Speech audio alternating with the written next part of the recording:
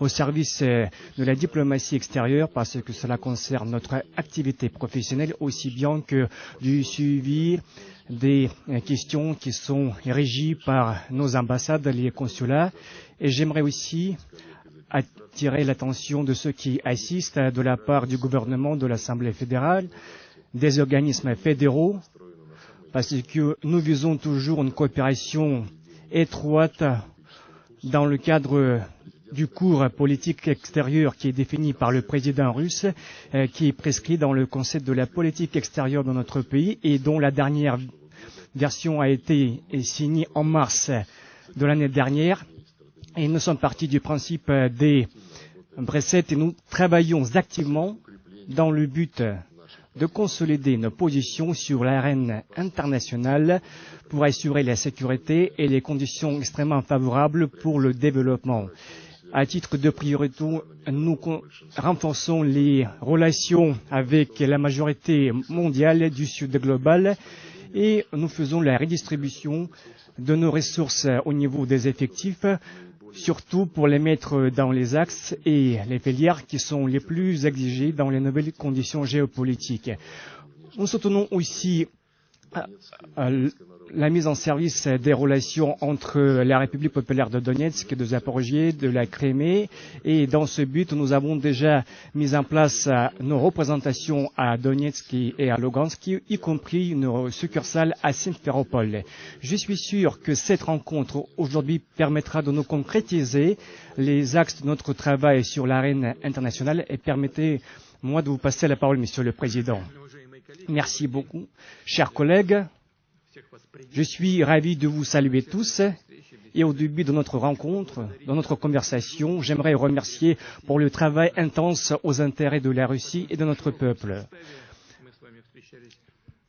Avec cette équipe élargie, nous nous sommes réunis en novembre 2021 et depuis, on a eu beaucoup de tournants vraiment qui ont défini le destin dans notre pays comme dans le monde entier. Donc, je considère important de donner l'estimation à l'état actuel dans les relations, dans les affaires régionales et globales, et aussi fixer les tâches devant le ministère des Affaires étrangères, parce qu'ils visent tous le même objectif, c'est de créer les conditions pour un développement durable et stable du pays, pour assurer sa sécurité et augmenter la prospérité et du bien-être des familles russes.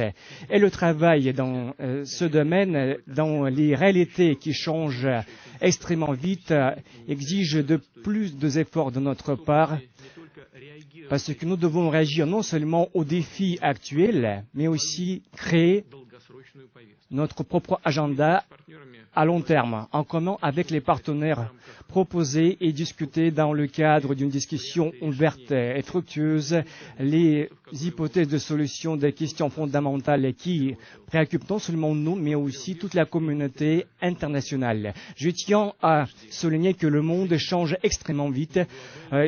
Ça va se passer comme par le passé, ni dans l'économie, ni au niveau de la compétitivité globale. De plus en plus de pays essaient de renforcer la souveraineté, l'autonomie et l'identité culturelle et nationale. Et maintenant, nous voyons apparaître sur l'avant-scène les pays du Sud global et de l'Afrique. Aussi, nous voyons le rôle croissant de l'Amérique latine. Mais aujourd'hui, le dynamisme est complètement différent. Et ce que nous remarquons, parce que aussi les cadences de transformation en Eurasie ont changé, où nous réalisons de nombreux projets d'intégration à large échelle. Aujourd'hui, nous voyons former des contours de l'ordre mondial multipolaire. C'est un processus objectif qui montre la variété multiethnique et culturelle qui, malgré toutes les tentatives artificielles, parce que c'est indigène pour les êtres humains. Ces transformations profondes, systémiques, nous inspirent un espoir parce que les principes de la multipolarité aussi multifacette des affaires internationales avec le respect du droit international prévoit aussi la possibilité de résoudre ensemble les problèmes les plus épineux pour construire les relations mutuellement avantageuses, la coopération avec les États souverains aux intérêts des peuples et ce qui correspond aux aspirations de la majorité des pays du monde. Et nous voyons, grâce à l'intérêt croissant par rapport à l'association universelle comme BRICS, qui est basée sur une culture à part, sur un dialogue de confiance, sur l'égalité souveraine des participants et le respect des uns des autres. Et dans le cadre de notre présidence au niveau des BRICS, nous allons favoriser aussi l'intégration des participants des BRICS dans le cadre de notre association. Et j'aimerais demander au gouvernement et au ministère des Affaires étrangères de l'assurer pour que, au sommet d'octobre des BRICS, nous puissions promouvoir cette approche dans le domaine des finances, de la science, de la culture, dans les sports et aussi dans les relations humanitaires. Dans l'ensemble, je pense que le potentiel des BRICS permettra de devenir une des institutions clés qui va jouer le rôle central. Et les discussions internationales sur les paramètres de coopération des gouvernements dans le cadre de la démocratisation de toutes les relations se passent actuellement. Déjà, avec nos collègues de la CEU, nous avons déjà agréé, nous avons adopté ensemble un document sur les relations internationales dans un monde multipolaire. Nous avons invité nos partenaires à nous joindre sur différentes plateformes dans le cadre de l'Organisation de coopération de Shanghai et aussi au niveau des BRICS. Nous avons l'intérêt à ce que ce dialogue évolue dans le cadre aussi des Nations Unies, surtout par rapport à un sujet vital comme la création du système de la sécurité indivisible. Autrement dit, ça veut dire le respect du principe selon lequel la sécurité des uns ne peut pas être assurée au détriment des autres. Et dans ce contexte, je rappelle qu'à la fin du XXe siècle, après une confrontation idéologique, la communauté internationale a eu une chance unique de construire un ordre unique de la sécurité internationale, ce qui n'a pas nécessité vraiment beaucoup d'approches. Il suffit juste d'écouter les opinions de toutes les parties prenantes et y prendre en considération. Notre pays visait ce travail fructueux et constructif de ce diplôme, mais par contre, une autre approche à dominer. Les pays occidentaux, guidés par les États-Unis, ont pensé qu'ils avaient remporté la victoire dans la guerre froide et ils ont décidé de construire eux-mêmes le monde et l'ordre mondial.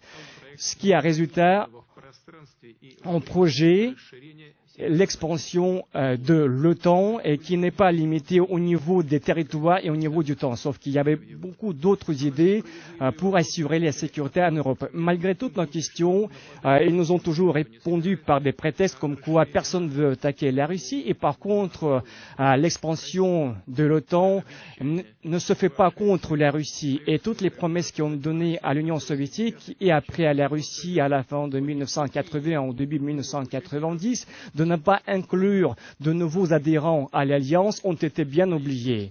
Et même s'ils se les rappellent juste avec une rire, ils ont dit que ces promesses ont été orales et n'étaient pas obligeantes. Et déjà, dans les années 1990, nous avons déjà sensibilisé sur l'approche erronée des élites occidentales et nous avons tout simplement critiqué, mais nous avons proposé des solutions concrètes et constructives pour que tout le monde soit arrangé par les mécanismes de la sécurité européenne et internationale. Juste la liste énumération des initiatives avancées par la Russie ne va pas prendre un seul paragraphe. Il suffit de se rappeler l'idée sur le traité de la sécurité européenne que nous avons déjà proposé à l'époque en 1980 et les mêmes questions ont été abordées dans les mémorandums du ministère des Affaires étrangères transmis aux États-Unis et à l'OTAN en décembre 2021. Mais quand même, toutes nos tentatives et surtout nos nombreuses tentatives que je ne peux pas énumérer de convaincre nos interlocuteurs, toutes nos promesses de notre côté n'ont jamais eu aucune réponse. Les pays occidentaux étant sûrs de leur justesse, mais plutôt de leur force, de leur possibilité d'imposer leur volonté au monde entier, ils ont tout simplement ignoré les opinions des autres. Dans le meilleur des cas, ils ont juste proposé de discuter des questions secondaires ou les sujets qui étaient exclusivement intéressants pour l'Occident. Mais quand même, il est devenu assez évident que tout ce qui a été proclamé par l'Occident comme la seule approche unique en Europe et dans le monde entier ne fonctionne pas. Il suffit de se rappeler la tragédie dans les Balkans. Bien sûr, il y avait des problèmes de l'ex-Yougoslavie qui se sont aggravés à cause de l'intervention de l'extérieur. Et déjà, à l'époque, on a vu apparaître le principe clé de l'OTAN. Ça veut dire qu'il n'est pas fructueux, surtout dans le cadre des conflits. C'est juste d'accuser l'une des parties de tous les péchés et de la presser par la force politique, médiatique, par les restrictions et les sanctions. Et par la suite, les mêmes approches ont été utilisées dans différents coins du monde entier, ce que nous connaissons en Irak, en Syrie, en Libye, en Afghanistan. Et ces tentatives n'ont jamais apporté rien sauf aggraver les problèmes existants, les destins cassés des millions de gens, la destruction des États, l'élargissement des foyers, des crises humanitaires, des enclaves terroristes. En fait, aucun pays n'est pas assuré de ne pas être inclus dans cette triste liste. Actuellement, l'Occident essaye de s'ingérer dans les affaires du Proche-Orient. Et le résultat est évident, clair pour tout le monde entier. Dans le Caucase du Sud, en Asie centrale, et il y a deux ans, au cours du sommet de l'OTAN à Madrid, ils ont déclaré que l'OTAN va s'occuper des questions de la sécurité, non seulement dans le domaine eurasiatique, mais aussi dans l'Asie-Pacifique. Il est évident que derrière, il y a des tentatives d'augmenter la pression sur les pays de cette région qu'ils ont essayé d'endiguer. Et l'un des premiers pays qui se trouve dans cette liste à presser, c'est la Russie, c'est notre pays. En fait, c'est Washington qui a sapé la sécurité globale quand il s'est retiré du traité l'INF en ce qui concerne le ciel vert. Et en commun avec leurs satellites otaniens, ils ont détruit un système qui s'est installé pendant plusieurs décennies qui garantissait la sécurité en Europe. Et finalement, l'égoïsme et l'arrogance des États occidentaux ont résultat à une donne extrêmement dangereuse. Nous sommes vraiment très proches du point de non-retour et les tentatives de porter la défaite stratégique à la Russie qui a des arsenaux, des armes stratégiques montrent vraiment une approche insérieuse des hommes politiques occidentaux parce qu'ils sont vraiment ils sont sûrs de leur exclusivité, la confiance en leur force. Et le premier et le deuxième peut en résulter en tragédie. Il est évident que nous témoignons l'échec du système de la sécurité euro-atlantique parce qu'en fait, il n'existe plus. Il faut la créer à partir de zéro et ça existe de notre part avec tous nos partenaires, avec tous les pays intéressés qui sont nombreux, de préparer nos propres hypothèses pour garantir la sécurité en Eurasie et proposer ces solutions pour une discussion globale. Et ce que j'ai demandé dans mon discours à l'Assemblée fédérale pour que dans les plus brefs délais, nous pourrions formuler le contour de la sécurité égale et indivisible sur la base de la coopération mutuellement respectueuse et avantageuse. Et sur la base de quels principes nous devons le faire. Tout d'abord, nous devons favoriser le dialogue avec tous les participants éventuels à cette sécurité. Et tout d'abord, je demande d'étudier cette question avec tous ceux qui sont ouverts pour la coopération avec la Russie. Pendant la visite en République populaire de Chine, nous avons discuté des problèmes avec le président de la République populaire de Chine, son Excellence Xi Jinping, et la proposition russe ne contredit pas, mais complète plutôt les principes de l'initiative chinoise dans le domaine de la sécurité globale. Deuxièmement, nous devons partir du principe que le futur de l'architecture de la sécurité est ouverte à tous les pays eurasiatiques et qui aimeraient participer à sa construction. Ce qui veut dire pour tout le monde que pour les pays européens et les pays otaniens aussi, parce que nous habitons le même continent et malgré tout ce qui se passe, nous ne pouvons pas changer de la géographie. D'une telle ou telle façon, nous serons obligés de coexister et co-travailler ensemble. Oui, les relations entre la Russie et l'Union européenne et avec certains États occidentaux et européens ont dégradé. Et ce que j'ai déjà souligné à plusieurs reprises, c'est pas par notre erreur, parce que la campagne propagande où les hommes politiques de haut niveau européen est complétée par des allégations comme quoi la Russie s'apprête à attaquer la Russie. J'ai déjà dit à plusieurs reprises, et dans cette salle, il ne suffit pas de répéter parce que nous comprenons très bien que c'est de n'importe quoi. C'est juste un délire, c'est juste la justification de la course aux armements. Et dans ce contexte, je vais me permettre de faire un petit aparté. La menace pour l'Europe part pas et provient pas de la Russie. La menace principale pour les Européens se trouve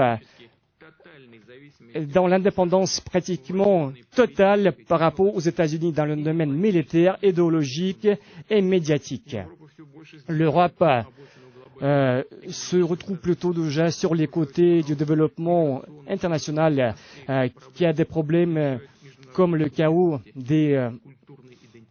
ils perdent l'identité culturelle. Parfois, et on a le sentiment que les dirigeants politiques et les représentants de la bureaucratie européenne ont vraiment peur de ne plus bénéficier de la confiance de Washington par rapport à leur population. Et les dernières élections au Parlement européen le démontrent parce que, en fait, les hommes politiques européens, ils voient la goujaterie, l'outrecuidance et les Washington juste les utilise à leurs propres intérêts en les obligeant à acheter leur gaz beaucoup plus cher, qui est plus cher de 3-4 fois en euros par rapport aux États-Unis. Comme par exemple, ils exigent de la part des pays européens d'intensifier les livraisons des armes à l'Ukraine et partout il n'y a que des exigences. Et en plus, ils imposent les sanctions contre les opérateurs économiques en Europe. Ils imposent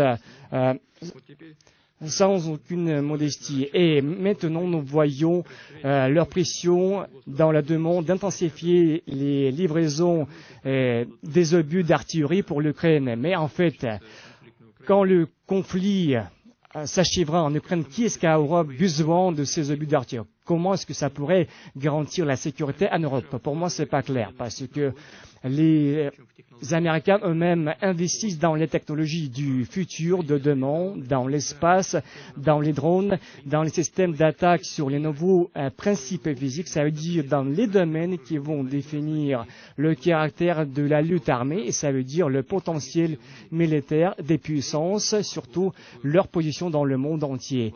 Et pour les autres, ils disent investissez de l'argent où nous avons besoin, mais en fait, ça ne fait pas agrandir le potentiel européen. Peut-être, peu importe, peut-être c'est bien pour nous, mais par contre, c'est une tendance évidente. Si l'Europe veut rester en tant qu'un centre autonome des pôles multiethniques, culturels, politiques du monde entier, il doit avoir de bonnes relations amicales avec la Russie. Et nous y sommes prêts.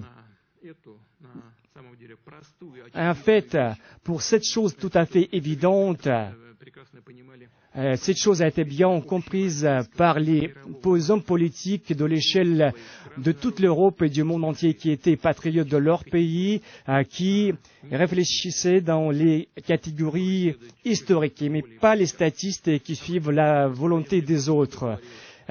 et Charles de Gaulle en a parlé beaucoup après la guerre. Je me rappelle qu'en 1991, au cours de la conversation à laquelle j'ai participé, le chancelier Helmut Kohl a souligné l'importance du partenariat entre l'Europe et la Russie. Et j'espère que les nouvelles générations des hommes politiques européens vont revenir à cette approche par rapport aux États-Unis.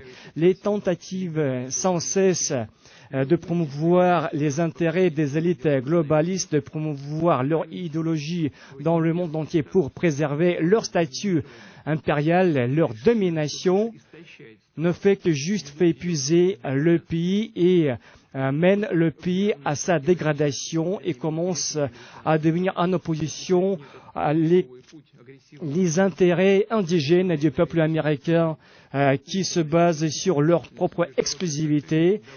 Sinon, les relations internationales seraient déjà stables. Troisièmement, pour promouvoir l'idée du système de la sécurité européenne, il faut intensifier le processus de dialogue entre les associations multipartites qui fonctionnent en Eurasie. Tout d'abord, je parle de l'Union des États, de la sécurité indivisible, je parle de l'Union économique eurasiatique, je parle de la CEI, je parle de l'Organisation de coopération de Shanghai, et nous voyons la perspective, si ces processus soient soutenus par les autres associations d'importance de l'Asie et du Pacifique jusqu'au Sud. Quatrièmement, nous pensons que c'est déjà l'heure de commencer la discussion multipartite des garanties à la sécurité collective en Eurasie. En plus, dans la perspective, nous devons agir dans le but de réduire la présence militaire des puissances européennes en Asie eurasiatique parce que nous comprenons que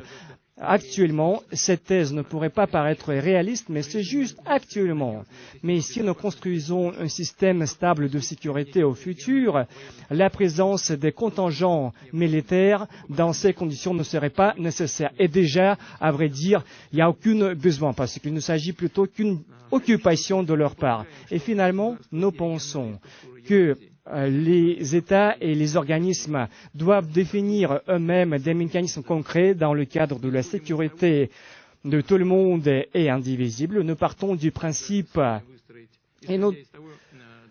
que nous devons construire nous-mêmes le fonctionnement des institutions, des mécanismes, des accords qui pourraient servir aux intérêts de tout le monde, de l'évolution globale. Dans ce contexte, je soutiens l'initiative de nos amis biélorusses d'élaborer un document de programme comme la charte, les principes de la coexistence à 21e siècle, où nous pouvons formuler les principes de fonctionnement sur la base des normes internationales et plutôt il s'agit d'une vision partagée par tout le monde de la multipolarité comme la base des relations internationales qui change le monde centré sur l'Occident. Et je pense qu'il est extrêmement important d'élaborer ce document avec nos partenaires et tous les pays intéressés. Et j'aimerais rajouter qu'au cours de discussion de ces questions d'ensemble complexes, bien sûr, il faut avoir une très bonne représentation compte tenu de différentes approches. Cinquièmement, une grande partie importante de la sécurité eurasiatique, de la sécurité doit prévoir la résolution des questions économiques et l'intégration aux intérêts mutuellement avantageux dans le but de résoudre en commun les problèmes de la pauvreté climatique, de la pauvreté pour prévoir les mécanismes pour réagir en cas de crise, parce que l'Occident, par ses actions, a non seulement sapé la stabilité mondiale par les sanctions, par les guerres commerciale, il a juste affaibli le fonctionnement des institutions clés, sans parler de la Banque internationale et mondiale et de Fonds monétaire international, en essayant d'endiguer l'évolution du Sud global, déjà en perdant au niveau de la compétitivité, déjà sans respecter les règles qui ont été inventées par l'Occident, en imposant tous les procédés de protectionnisme, parce qu'en fait, les États-Unis ont refusé de l'Organisation mondiale du commerce. Ils ont tout bloqué, tous les mécanismes. Ils pressent non seulement leurs concurrents, mais aussi leurs satellites.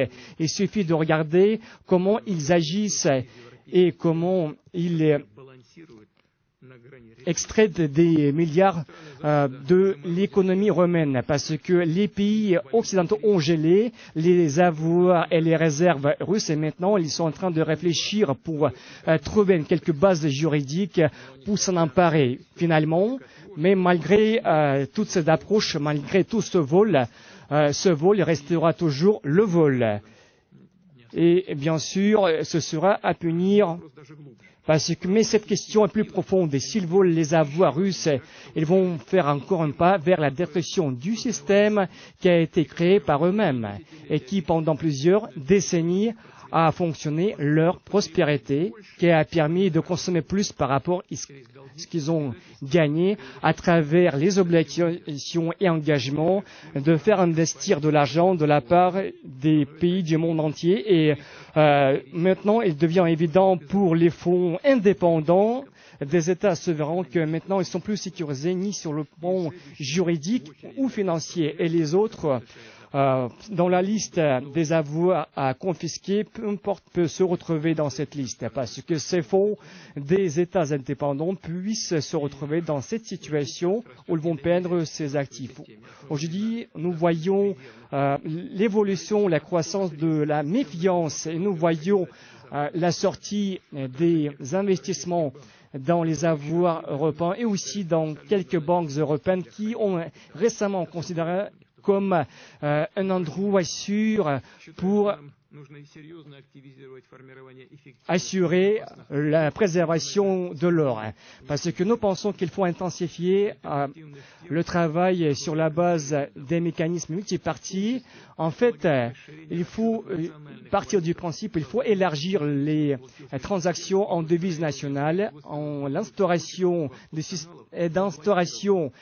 pour contourner les chaînes de transactions qui ont été contournées par l'Occident. Nous devons promouvoir les transports et les corridors, les couloirs de transport en Eurasie, où la Russie joue un rôle central. Et au niveau du ministère des Affaires étrangères, je demande de favoriser ces accords dans tous ces domaines, parce qu'ils sont extrêmement importants dans le but de consolider la coopération économique de notre pays et de nos partenaires. Donc, une nouvelle impulsion doit être donnée à la construction d'un grand partenariat eurasiatique qui pourrait devenir une base sociale et politique de la sécurité indivisible en Europe. Chers collègues, le sens de nos propositions, c'est d'élaborer un tel système où tous les États seraient sûrs de leur propre sécurité. Donc, dans ce cas, nous serons capables d'aborder de la façon constructive et résoudre les nombreux conflits qui existent actuellement, parce que le problème de la pénurie, de la sécurité et de la confiance mutuelle concerne non seulement le continent européen, parce que nous voyons l'aggravation croissante partout, et nous le voyons constamment. Et en fait, l'exemple tragique c'est la crise ukrainienne qui résulte en répercussions dans le monde entier. Mais la crise liée avec l'Ukraine, c'est pas un conflit entre les deux États. Et ce n'est pas un conflit de deux États, surtout de deux peuples suscités par quelques problèmes entre eux. Si c'était le cas, ce serait évident que les Russes et les Ukrainiens, qui sont réunis par l'histoire commune, la culture, les valeurs spirituelles, les millions des relations de famille, ont pu trouver la résolution pour résoudre de la façon pacifique toutes les divergences. Mais en fait, la donne est différente parce que les racines de ce conflit ne se trouvent pas dans les relations bilatérales. Parce que les événements en Ukraine, c'est un résultat direct de l'évolution européenne à la fin du XXe et au début du XXIe siècle, de cette politique aventure arrogante de l'Occident qui a mené pendant ces nombreuses années bien avant le début de l'opération militaire spéciale. Parce que les élites de ces États occidentaux, comme j'ai déjà dit, après la fin de la guerre froide, ils ont pris la course ou la transformation géopolitique du monde entier pour imposer ce qu'ils appellent l'ordre basé sur les règles où les puissance souveraine autonome ne puisse pas s'inscrire. Et la politique d'endiguer un pays comme le nôtre sont dictées ouvertement par certains hommes politiques en Europe et aux États-Unis, parce qu'ils parlent de la décolonisation, entre guillemets, de la Russie, parce que c'est une tentative de prévoir notre patrie pour la défragmenter, ce qu'ils ont essayé de faire avec l'Union soviétique, et tous ceux qui assis dans cette salle le connaissent très bien. Et en faisant la promotion de cette stratégie, les pays occidentaux ont décidé de s'emparer des territoires. Maintenant, nous avons vu voire 5 et déjà 6 vagues d'extension de l'OTAN, où ils ont essayé de transformer l'Ukraine en tête de pont pour la rendre contre la Russie. Dans ce but, ils ont investi de l'argent, ils ont acheté des hommes politiques, vraiment des partis politiques, ils ont réécrit les programmes, et ils ont cultivé des groupements néo-nazis, des radicaux. Ils ont fait tout pour saper nos liens interétatiques pour assurer la bagarre entre nous. Et c'est le sud-est de l'Ukraine qui a empêché de mener cette politique des territoires qui ont resté pendant plusieurs décennies de la grande Russie, parce qu'il y a toujours des gens qui vivent là-bas, qui vivent après la proclamation de l'indépendance de l'Ukraine en 1991, qui ont agi pour les relations plus étroites avec notre pays, parce que les Russes, les Biélorusses, les Ukrainiens et les autres représentants de différentes ethnies, de différentes cultures qui ont été réunis par l'histoire et par les mémoires d'histoire et les yeux de ces gens-là, de ces millions de gens qui habitent le sud-est de l'Ukraine. Ils ont été obligés, les présidents ukrainiens de l'époque et surtout les hommes politiques qui ont battu pour occuper ce poste parce qu'ils ont bénéficié des voix de ces électeurs. Ils ont bénéficié, ils ont profité de ces millions de gens, ils ont parlé de soi-disant choix européen, mais ils n'ont pas voulu faire diviser complètement les relations parce que le sud-est de l'Ukraine visait une autre approche parce que cette bipolarité qui était présente au pouvoir des autorités ukrainiennes pendant toutes les années après la proclamation de l'indépendance. Évidemment, l'Occident a vu tout cela, tous les problèmes qu'il puisse aggraver et pour cette raison, l'Occident comprenait l'importance qui empêchait cette promotion de la part de leur côté. Et c'était difficile de faire changer la situation parce qu'ils ont essayé de détourner l'identité culturelle et historique au sud-est de la Russie pour faire disparaître au niveau des jeunes générations leurs sentiments qui leur permettraient de partager le destin avec la Russie, juste tout simplement pour casser les gens au sud-est de l'Ukraine, pour s'en ficher de leurs opinions. Dans ce but, ils ont financé. Évidemment, ils ont bénéficié des difficultés de la crise politique interne en Ukraine, mais quand même, ils ont préparé le coup d'État où les villes ukrainiennes ont été emparées par la violence et finalement, les radicaux ont usurpé le pouvoir à Kiev et leurs slogans radicaux qui prévoyaient la réhabilitation des adeptes néo-nazis et en proclamant la course pour annuler la langue russe dans les domaines publics, ils ont commencé à faire la pression sur les participants religieux, en fait, ce qui a résulté en déchirement ou disruption de l'Église, parce que vous pouvez même essayer, mais vous n'allez pas réussir, parce que là-bas, ils peuvent le faire.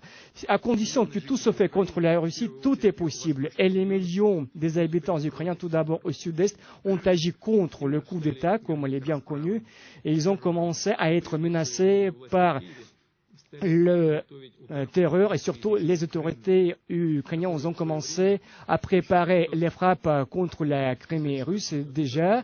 Et comme vous connaissez, en 1953, 1954, la Crimée a été transmise de la part de l'URSS à l'Ukraine en violation stricte de toutes les procédures, de toutes les lois qui existaient à l'époque. Évidemment, nous n'avons pas pu abandonner les habitants de la Crimée et en mars 2014, ils ont fait leur choix historique où la Crimée a réuni avec la Russie et à Odessa et les manifestations pacifiques à Donetsk, à Lugansk, ils ont commencé à les réprimer. Ils ont, de la part des groupements nationalistes et non nazis, ils ont initié le terrorisme. Tout le monde se rappelle très bien ce qui se passait à l'époque. En mai 2014, nous avons vu organiser des référendums sur le statut des républiques populaires de Donetsk et de Lugansk où la majorité absolue de leurs habitants ont agi pour l'indépendance et la souveraineté.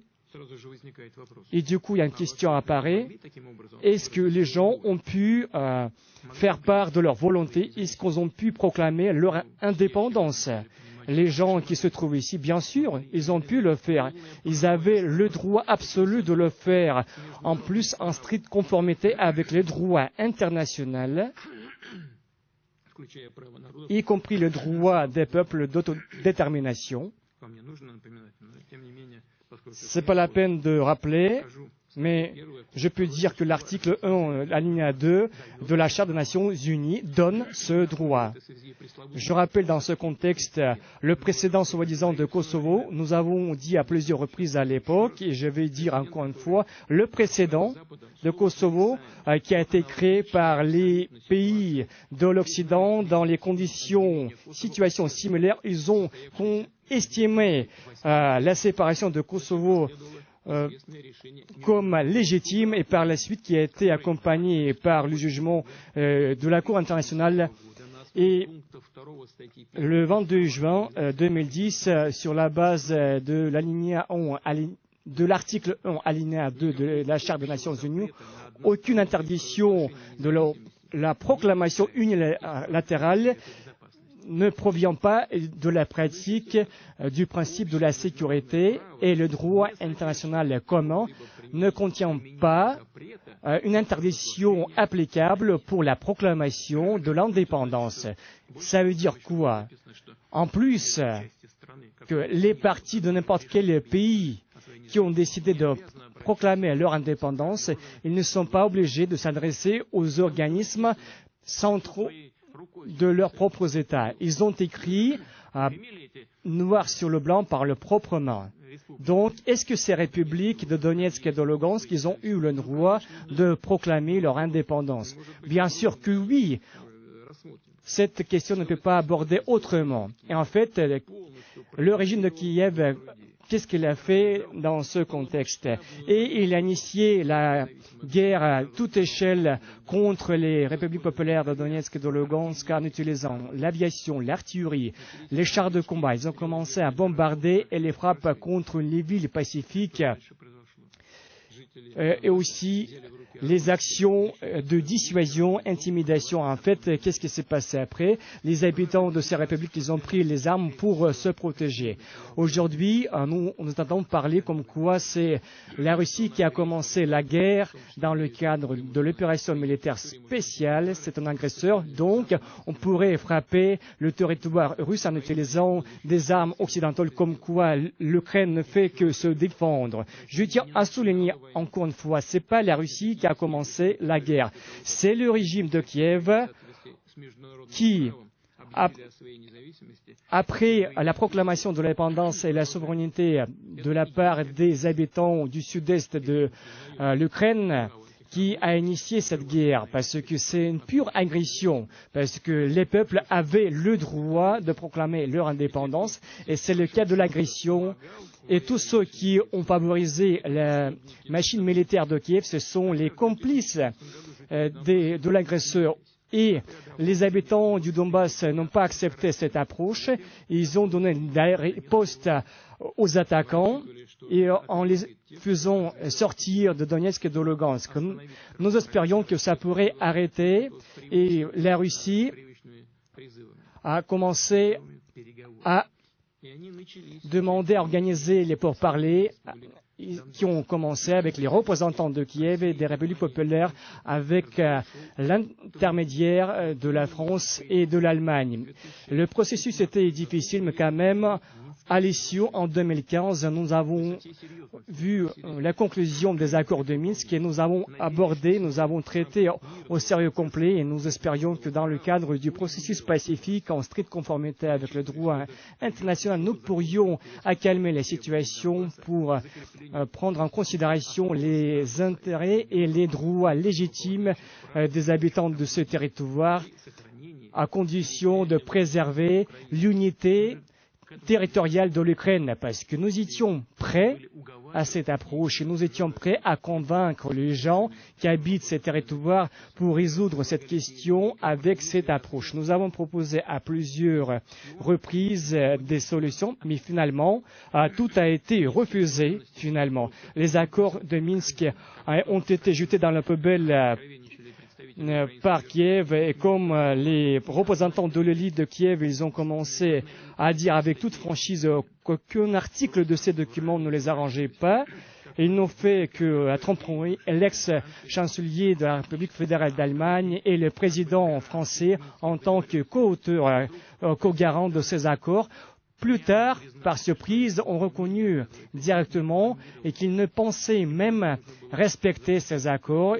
Ils ont voulu juste tirer en longueur pour gagner du temps, pour alimenter les autorités en Ukraine avec des armes. Ils nous ont trompés tout simplement à nouveau. Et au lieu de la politique de réintégration et réconciliation nationale, le Donbass, pendant 8 ans, a été bombardé, où les meurtres et les attentats ont été organisés pendant ces 8 ans. Les habitants du Donbass, où les enfants, les personnes âgées ont été menacés parce que les autres, ils ont dit nous allons venir et nous allons vous rendre les dettes. En fait, c'est quoi si ce n'est pas le cas du génocide en Europe au XXIe siècle? Et tout le monde en Europe garde le silence. Et finalement, en 2021, complètement ce processus de Minsk a été tué par Kiev. Un groupement important des forces armées ukrainiennes s'apprêtait à commencer une grande attaque contre Lugansk et Donetsk avec les attaques ethniques et les autres. Nous avons été obligés de prévenir cette catastrophe pour protéger les gens. Nous n'avons pas pu prendre une autre décision et la Russie a reconnu finalement les républiques populaires de Donetsk et de Lugansk, ce qui ne l'a pas fait pendant 8 ans parce qu'on espérait de nous mettre d'accord, mais le résultat est bien connu. Et le 21 février 2022, nous avons conclu avec ces républiques populaires qui ont adopté les accords d'amitié et la question est-ce que ces républiques populaires ont eu le droit de s'adresser à nous pour le soutien? Oui, de la même façon qu'ils ont pu de proclamer leur propre souveraineté en conformité avec les articles que je viens de citer et compte tenu des décisions de la Cour internationale. Est-ce qu'ils ont eu le droit pour l'indépendance? Oui, mais s'ils ont eu à en bénéficier, dans ce cas-là, nous avons pu conclure le traité d'amitié avec les républiques populaires de Donetsk et de Lugansk. Je tiens à répéter, en stricte conformité avec le droit international et l'article 51 de la Charte des Nations Unies. En plus, nous avons demandé aux autorités de Kiev de faire sortir leurs troupes du Donbass. Nous avons eu des contacts à ce propos. Nous leur avons dit faites sortir les troupes immédiatement et tout finira immédiatement.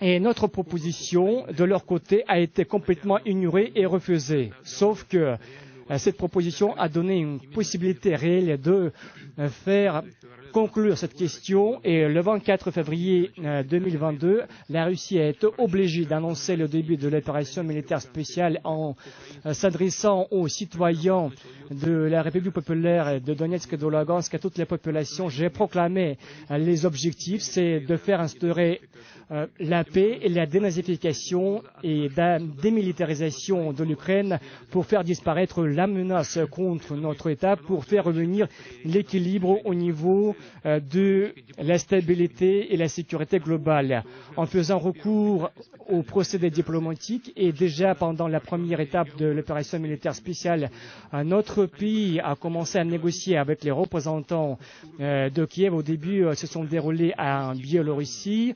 Par la suite, en Turquie, nous avons essayé de faire comprendre notre idée principale. Respecter la volonté des gens, faites sortir les troupes, arrêtez de bombarder la localité et les villes pacifiques. Rien d'autre est nécessaire. Les autres questions seraient résolues par la suite. Ils nous ont répondu non, nous allons nous battre. Donc, c'était la consigne de la part des parents occidentaux. Et je vais rajouter dans ce contexte qu'à l'époque, en février-mars 2022, nos troupes, comme il est bien connu, se sont approchées de Kiev. Et déjà, il y a beaucoup de spéculations à l'époque qui est actuellement à l'Occident. Et qu'est-ce que je peux dire dans ce contexte? C'est vrai, nos unités militaires étaient à côté de Kiev et les représentants des milieux militaires et diplomatiques, ils ont eu différentes propositions. Mais il n'y a aucune idée de faire l'assaut de la ville avec 3 millions d'habitants, n'existait pas. En fait, c'était une opération pour faire le régime de Kiev à suivre l'approche pacifique, juste pour faire Kiev chercher et trouver les résolutions pacifiques et arrêter les bombardements contre le Donbass qui ont commencé en 2014. En plus, qui représente une menace pour notre pays, pour notre sécurité. Et par surprise, finalement, on a réussi à avoir des accords qui arrangeaient dans l'ensemble Moscou et Kiev. Ces accords ont été mis sur le papier et ont été paraphés à Istanbul par le chef de la délégation de Kiev. Ça veut dire que ces accords et ces résolutions de la question arrangeaient les autorités de Kiev. Le document s'appelait le traité sur la neutralité permanente et la sécurité de l'Ukraine, qui avait le caractère universel, suivait nos objectifs dans le but de résoudre les tâches annoncées au début de l'OMS, même si ça pourrait paraître étonnant concernant la démilitarisation et la dénazification de l'Ukraine. Et dans ce contexte, nous avons réussi à trouver des solutions complexes. Ils étaient complexes, mais quand même, nous avons réussi à les trouver. Je sous-entends l'adoption de la loi qui prévoyait l'interdiction de l'idéologie néo-nazie en Ukraine, parce que tout cela a été prescrit dans ce document. En plus, en échange des garanties internationales, l'Ukraine est obligée de réduire leurs forces armées, en plus s'engager à ne pas joindre les alliances et les unions militaires pour ne pas faire apparaître les contingents militaires sur leur territoire. Tous ces éléments, tous ces points ont été écrits sur le papier. De notre côté, en comprenant les préoccupations de l'Ukraine concernant sa sécurité, nous avons accepté le fait que l'Ukraine, sans adhérer à l'OTAN, il a pu bénéficier des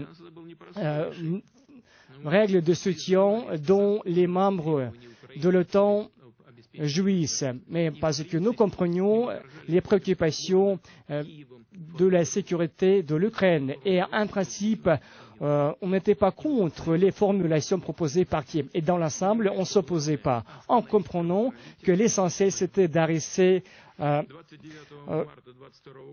le conflit dans le Donbass. Et en mars 2022, nous avons fait sortir et nous avons éloigné nos troupes de Kiev parce qu'on nous a rassuré qu'il fallait créer des conditions pour résoudre le conflit. Et comme nos collègues occidentaux, ils nous ont dit, on ne peut pas résoudre cette question avec un pistolet à côté de la tête. à côté de l'armée. Mais en fait, le lendemain, après le retrait des troupes, la Russie a suspendu sa participation, on a organisé une provocation bien connue de Boutcha en refusant de la façon unilatérale de suivre ces accords. Et je pense qu'aujourd'hui, il est évident que cette sale provocation était nécessaire parce que le chemin vers la paix a été refusé à nouveau.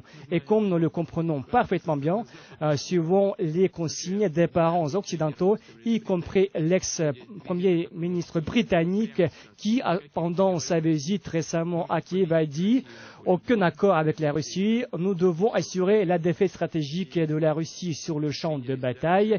Et ils ont commencé à alimenter richement l'Ukraine avec des armes. Et comme je tiens à rappeler, comme ils veulent assurer la défaite stratégique contre notre pays, et comme il est universellement connu, le président ukrainien a proclamé le décret dans lequel il s'est interdit aux représentants de Kiev de négocier avec Moscou. Et cet épisode est ce cas avec notre tentative de résoudre le problème par des procédés pacifiques a fini par rien avoir à nouveau. En revenant au sujet des négociations, dans cette salle, peut-être j'aimerais faire part de notre cas, de notre épisode, parce que comme on a dit devant un grand public, mais certains des gens qui y assistent, après le fait que l'armée russe a pris certains territoires des régions de Kherson, de Zaporogie, beaucoup d'hommes politiques aux Européens ont proposé leurs initiatives et l'un d'entre eux était en visite le 5 mars 2022 et grâce à sa médiation, nous avons accepté ces efforts, d'autant plus qu'au cours de la conversation, il a fait référence au soutien de la part des leaders de la France, de l'Allemagne et des représentants haut placés des États-Unis. Au cours de cette conversation, notre invité étranger s'est intéressé et vraiment un épisode très intéressant. Si vous aidez le Donbass, pourquoi les troupes russes se trouvent au sud-est de l'Ukraine, y compris les régions de Kherson et de Zaporogie? Notre réponse était la suivante. C'était la décision de l'état-major général de la Russie concernant la planification de l'opération militaire spéciale. C'était juste l'idée de contourner les territoires blindés au sud-est de la Russie, surtout pour assurer la libération. Et en fait, comme c'est un professionnel, c'est un invité étranger, il nous a demandé est-ce que les troupes russes vont rester dans les régions de Kherson et de Zaporogie et qu'est-ce qui va se passer avec ces troupes une fois que les objectifs de l'OMS soient atteints?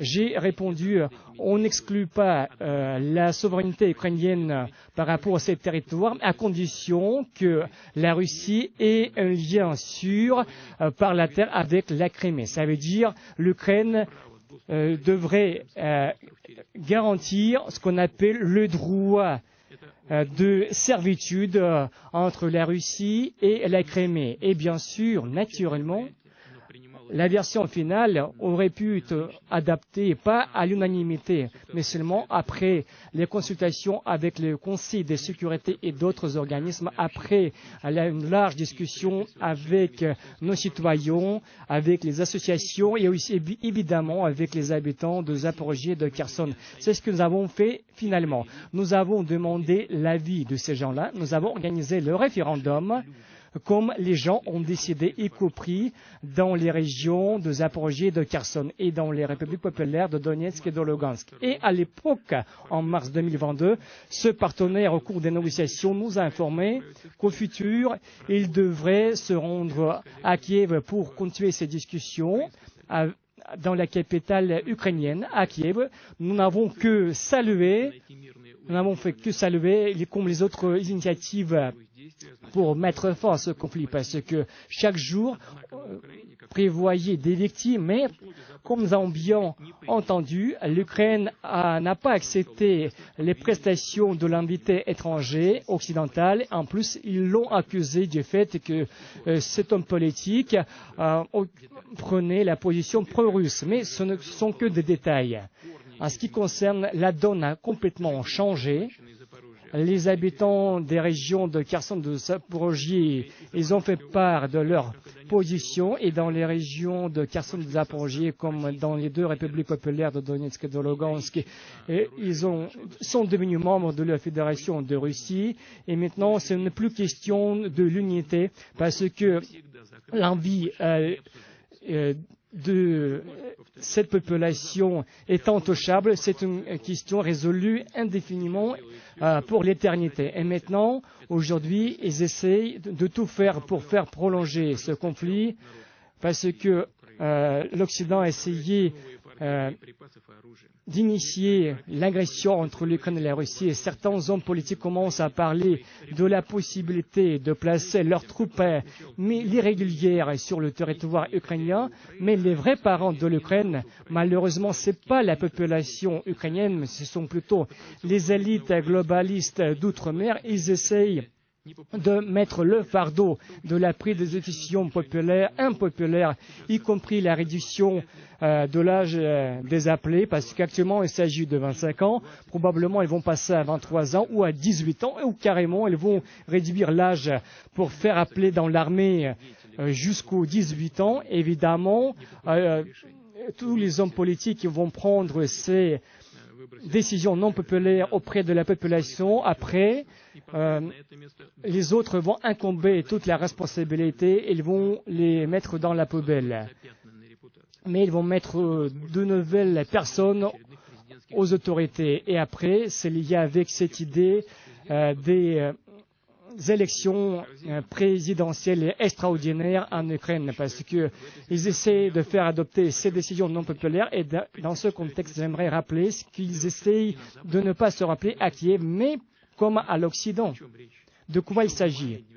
Déjà en mai 2014, la Cour constitutionnelle ukrainienne a décidé que, maintenant je cite, le président est élu pour 5 ans, indépendamment du fait s'il est élu au cours des élections ordinaires ou extraordinaires. D'autant plus, la Cour constitutionnelle de l'Ukraine a marqué que le statut constitutionnel du président ne contient pas de normes qui puissent établir un autre terme au lieu du quinquennat. C'est la fin de la citation, le point.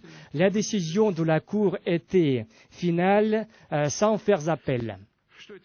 Qu'est-ce que cela veut dire par rapport à la situation actuelle? Le délai du président ukrainien s'est achevé avec sa légitimité qui ne peut pas être instaurée par quelques approches russes. Je ne veux pas parler du sous-sol de la décision prise. Évidemment, cette décision était liée avec les tentatives de légitimiser le coup d'État de 2014. Mais quand même, cette sentence, cette décision existe, c'est un fait juridique qui met en doute de justifier ce spectacle avec les élections annulées.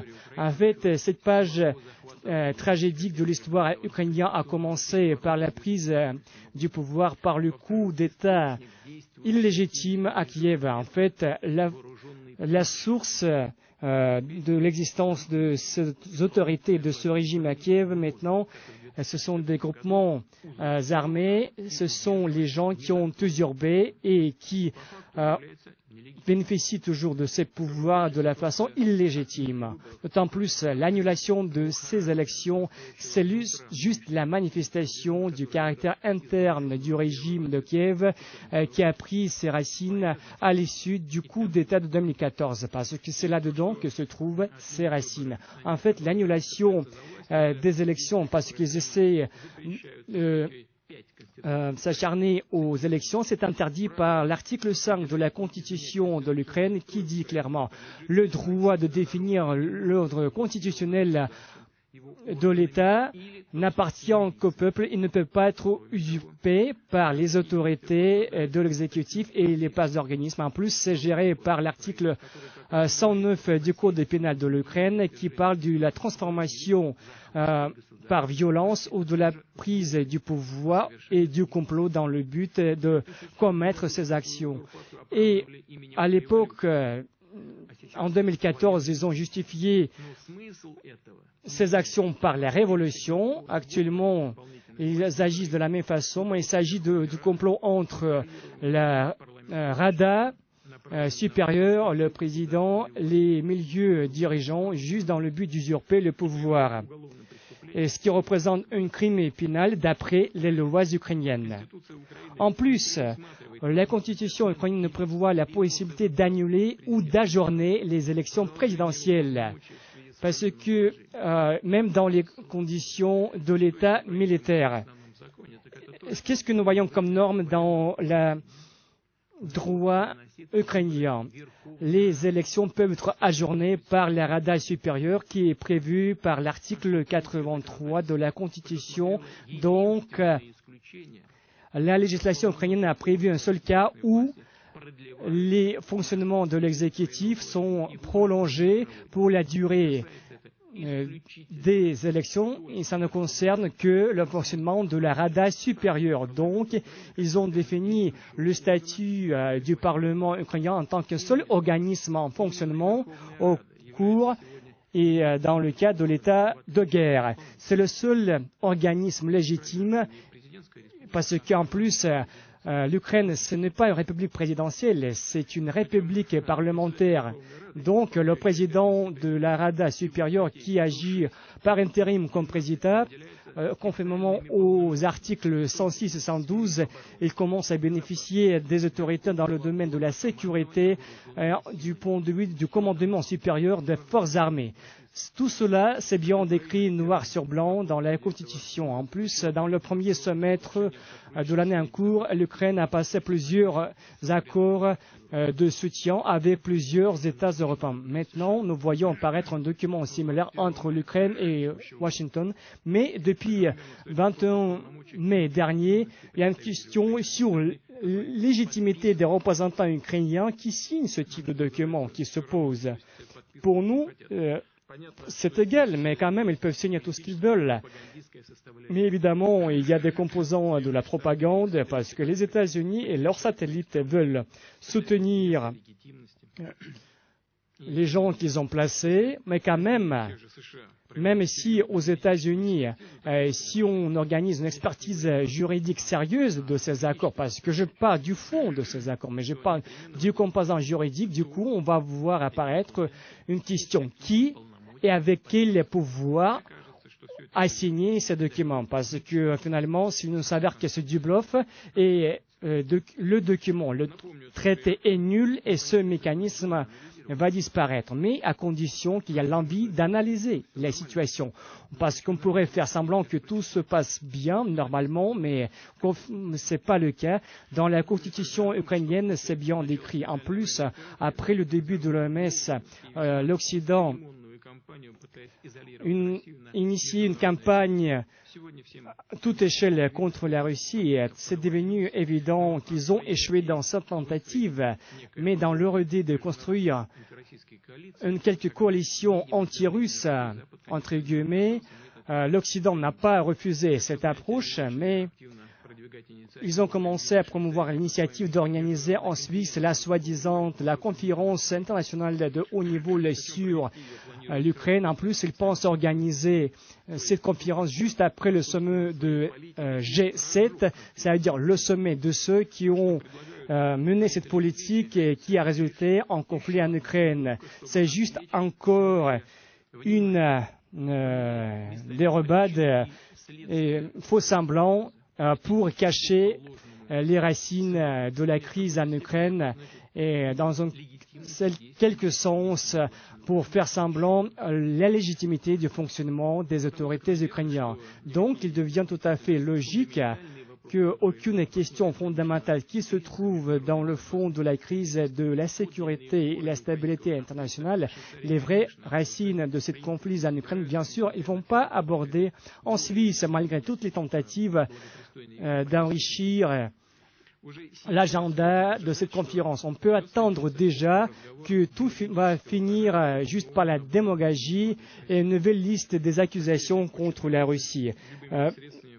on peut le lire partout parce qu'ils essaient juste de faire participer de nombreux États et de faire semblant comme quoi les recettes et les règles occidentales sont partagées par la majorité absolue internationale. Donc, notre pays devrait les accepter absolument. Mais comme vous savez très bien, notre pays n'a pas été invité à la conférence en Suisse parce qu'en fait, ce ne sont pas des négociations, c'est juste la tentative de faire promouvoir leur ligne, de faire résoudre les questions qui touchent nos intérêts, notre sécurité, selon leur vision, sans participation de la Russie. Je tiens à souligner que sans dialogue juste et honnête avec nous, avoir une résolution pacifique de l'Ukraine concernant la stabilité et la sécurité européenne et occidentale n'est pas possible du tout. Parce qu'aujourd'hui, ils interdisent à Kiev de négocier avec toute l'hypocrisie. Ils essayent de faire appel à nous de négocier. Mais on fait parents comme si on était idiots. De l'autre côté, ils interdisent de négocier avec nous et par rapport à nous, ils nous appellent à négocier avec eux. Mais c'est vraiment de n'importe quoi. C'est une sorte du fond derrière le miroir. Au début, au moment où ils pourraient demander à Kiev d'annuler l'interdiction de négocier avec la Russie, parce que nous sommes prêts à nous mettre devant la table pour négocier déjà demain. Mais déjà, selon la constitution ukrainienne, comme je viens de dire, il y a des représentants légitimes des autorités ukrainiennes. Nous sommes prêts, mais les conditions pour le début, cette négociation est extrêmement simple. Je vais prendre juste quelques minutes pour expliquer à nouveau toute la logique des événements qui se suivent. Parce que nous avons toujours suivi cette approche, cette position, parce que nous avons déjà aspiré à la paix. Donc, ces conditions basiques sont extrêmement simples. Les troupes ukrainiennes doivent être retirées complètement de la République populaire de Donetsk, de Lugansk, des régions de Zaporožie et de Kherson. Surtout, ils doivent être retirés de territoires complets de ces régions dans le cadre de leurs frontières à l'époque sont adhérées à l'Ukraine, à condition que les autorités ukrainiennes sont prêtes à respecter cet accord et quand ils informent officiellement leur intention de refuser l'envie de s'adhérer à l'OTAN, immédiatement, nous allons demander à nos troupes d'arrêter le feu. Nous allons le faire immédiatement. Évidemment, dans le même temps, nous allons garantir le retrait des troupes ukrainiennes sécurisées et de leurs unités. Et cette décision concernant le retrait des troupes et le statut hors bloc, hors alliance et l'envie de négocier avec la Russie à condition que ces décisions soient prises à Kiev de la façon autonome, à condition de respecter les vrais intérêts du peuple ukrainien, mais sans suivre les consignes occidentales. Sauf qu'à ce propos, il y a de grands doutes. Et dans ce contexte, je tiens à répéter encore une fois et rappeler, comme j'ai déjà dit, parce que j'aimerais faire part de la chronologie de ces événements. Il suffit juste de mettre quelques minutes. Au cours des événements du Maïdan, en 2013-2014, à Kiev, la Russie a proposé à plusieurs reprises son rôle intermédiaire pour résoudre la crise en Ukraine. Si on revient à la chronologie des événements du février 2014, le 18 février 2014, des oppositions provoquées ont commencé. Les gens ont été incendiés dans la maison des unités à Odessa et les gens ils ont commencé à attaquer les représentants des forces de l'ordre public. Ça veut dire ils ont essayé de tout faire pour radicaliser la situation et les gens qui se trouvaient dans les rues de Kiev et qui montraient leur mécontentement des pouvoirs ukrainiens, ils les ont utilisés comme la chair aux armes et de la même façon, ils organisent la mobilisation actuellement en Ukraine, mais quand même, déjà à l'époque, cette possibilité d'avoir une résolution pacifique existait.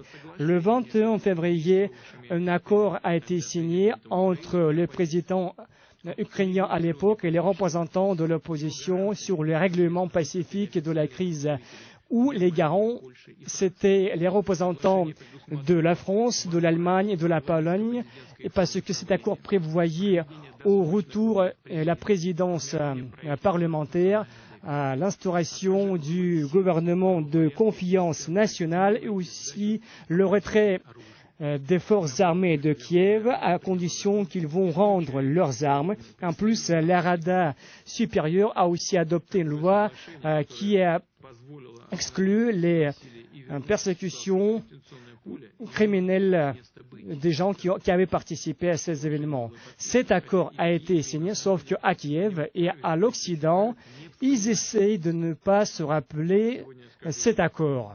Et aujourd'hui, je vais rajouter plus. Je vais citer encore un fait très important qui n'a pas été annoncé devant un grand public. Et déjà, dans les mêmes heures, le 21 février, à l'initiative de la partie ukrainienne, à l'époque, c'était ma conversation avec mon homologue américain, où le cœur, où le leader américain a soutenu les initiatives du président américain et de l'opposition ukrainienne a soutenu complètement pour que cette violence ne dépasse toutes les limites et frontières imaginables.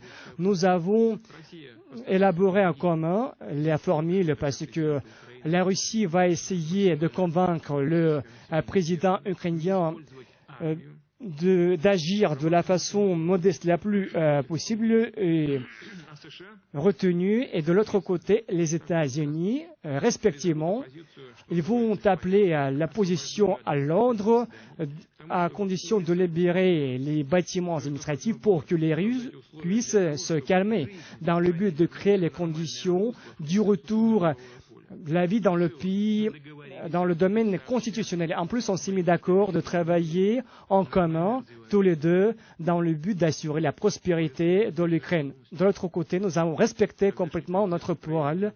Et le président ukrainien à l'époque, M. Yanukovych, qui ne pensait pas du tout utiliser les forces armées. Il ne l'a pas fait, d'autant plus. Même les unités supplémentaires de la police, ils ont été retirés.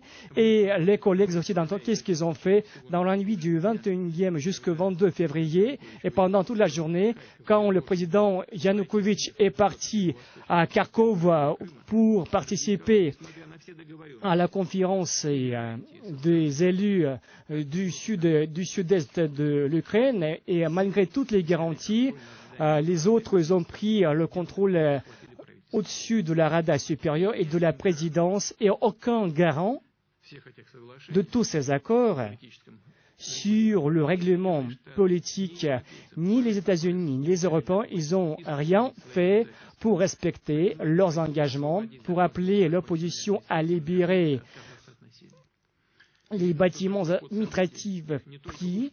Ça veut dire que cette évolution des événements les a arrangés et apparemment, on pense que c'était des auteurs de faire évoluer ces événements dans ce sens-là. Et déjà, le 22 février 2014, la Rada supérieure en violence de la Constitution, il a destitué le président Yanukovych et a proclamé les élections extraordinaires le 25 mars. Ça veut dire que le coup d'État a eu lieu. Ils ont pu bénéficier du soutien direct. Ils ont sapé toutes les tentatives de régler la situation. Par la suite, nous avons demandé aux capitales européennes comme Kiev de respecter les libertés et les droits des gens. Non. Le régime qui a pris le pouvoir à l'issue du coup d'État et le printemps 2014, il a initié les actions terroristes contre les gens. À nouveau, la Russie à la paix. Mais quand même, ils ont envoyé les détachements punitifs. Et les autorités de Kiev ne voulaient pas du tout respecter ces accords pacifiques, sauf que sur leur parole, les collègues occidentaux et le patron de la Maison Blanche, ils nous ont dit que à Kiev, ils voulaient respecter le processus pacifique, ce qui va permettre de stabiliser la situation en Ukraine compte tenu de respecter les envies et les libertés de la population au sud-est de l'Ukraine. Et au lieu, ils ont envoyé des détachements punitifs contre les républiques populaires de Donetsk et de Lugansk. Et finalement, les accords de Minsk ont été enterrés par les mains des représentants de l'Occident. Et comme j'ai déjà dit, la Russie a été obligée pour protéger la population pacifique de ces gens-là. Et depuis les premiers jours, nous avons avancé les hypothèses et les propositions diplomatiques pour faire résoudre cette crise. Je parle des pourparlers à Minsk, à Biélorussie, en Turquie, surtout, je parle des accords d'Istanbul qui ont été agréés par tout le monde. Mais finalement, ces tentatives, à nouveau, ont été refutées. Et parce qu'à Kiev, à l'Occident, ils ont pris la cause pour assurer la défaite contre nous. Mais quand même, comme il est bien connu, ils ont échoué. Et à nouveau, nous faisons aujourd'hui une autre proposition concrète, pacifique. Si à Kiev et si dans les capitales occidentales, ils refusent, à nouveau, c'est leur affaire. C'est leur responsabilité politique et morale pour le sang qui s'écoule. Parce que tout ce qui se passe sur la terre, sur le front, évidemment, ça va évoluer et pas au profit du régiment de Kiev. Et autrement, les conditions pour entamer les négociations seront différentes. Je ne parle pas du cessez-le-feu temporaire comme l'Occident le veut pour faire enrichir les ressources ukrainiennes parce qu'ils subissent des pertes, ils ne parlent pas, il ne s'agit pas du gel de ce conflit. Je parle de l'achèvement final de ce conflit. Et dès qu'à Kiev, ils acceptent cette proposition de notre côté, à condition qu'ils acceptent de retirer leurs troupes des républiques populaires de Donetsk, de Lugansk, des régions de Kharkov et de Zaporogie, nous sommes prêts à entamer ces négociations immédiatement.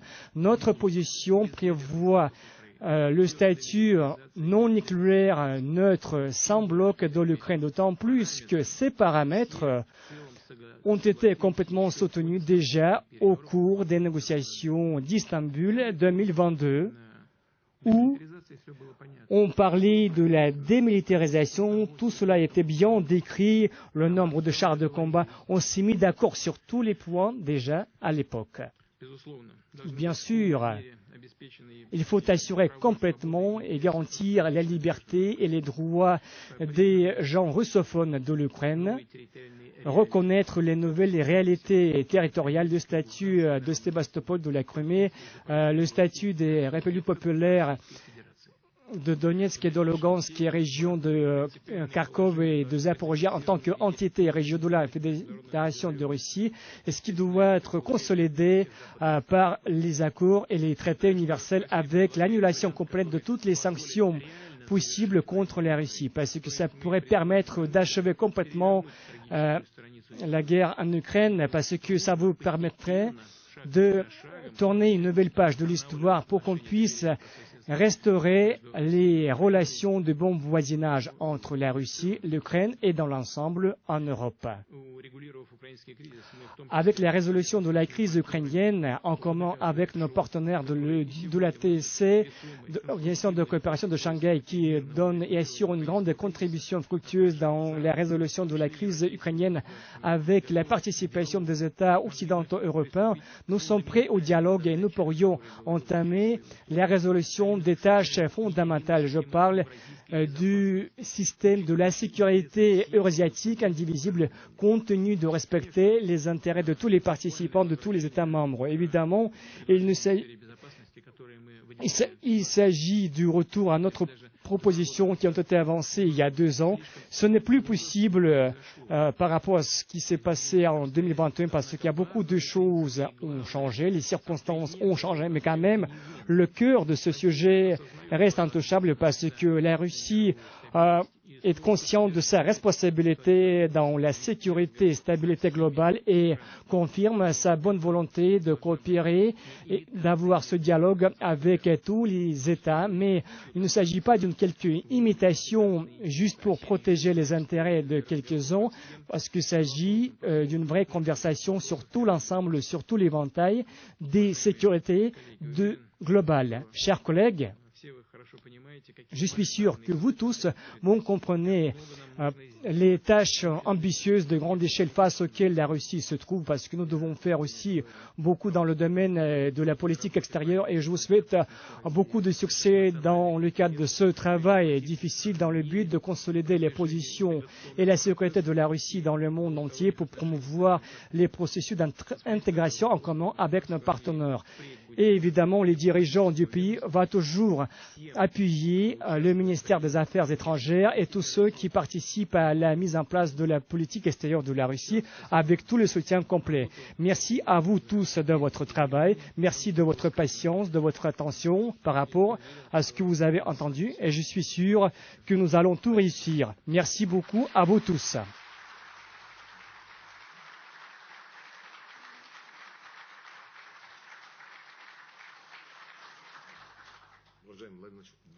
Monsieur le Président, merci beaucoup tout d'abord de votre estimation de notre travail, parce qu'évidemment nous faisons de notre mieux et la vie nous oblige d'essayer encore mieux et nous allons le faire parce que tout le monde comprend aujourd'hui que c'est indispensable pour les destins de notre pays, de notre peuple et aussi pour les destins du monde entier.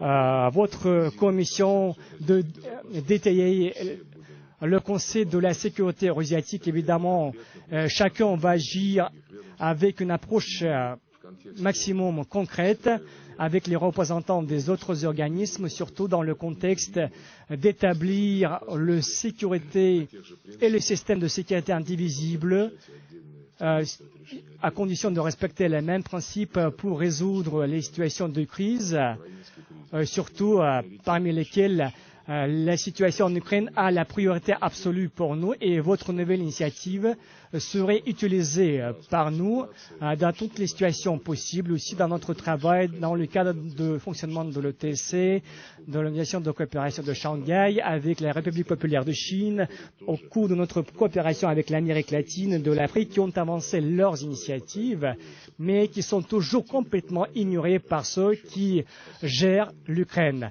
Merci à nouveau, nous allons essayer à nouveau. Merci beaucoup. Merci beaucoup. Meilleures salutations.